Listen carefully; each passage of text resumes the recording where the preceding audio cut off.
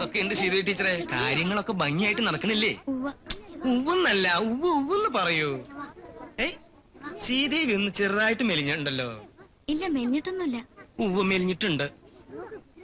പാല്, മുട്ട, ഏത്തപ്പഴം തുടങ്ങിയ പോഷകാഹാരങ്ങളൊക്കെ കഴിക്കണം. അതൊക്കെ കഴിക്കേണ്ട പ്രായല്ലേ കുട്ടിക്കിപ്പോ?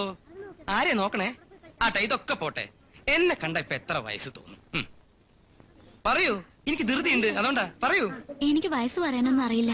എന്നാലും ഒരു 50-55. അത് വെറുതെ ഞാൻ സമ്മതിക്കില്ല. ഞാൻ വീട്ടിലേക്ക് വന്നൊന്ന് കാണണോന്ന് വിചാരിച്ചിരിക്കുകയായിരുന്നു.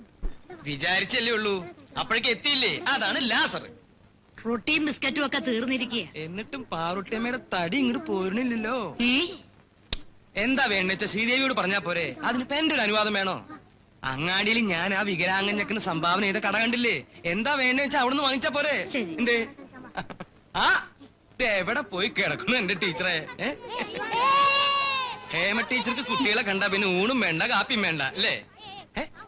ഹേമ ഒന്ന് ചെറുതായിട്ട് മെലിഞ്ഞുണ്ടല്ലോ.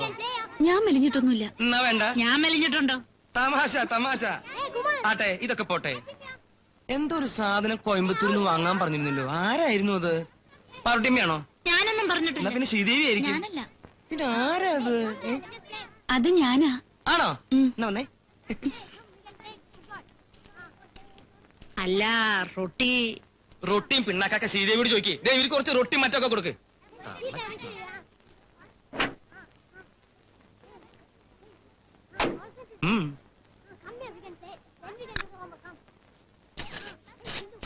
ആരെങ്കിലും കാണും കേട്ടോ.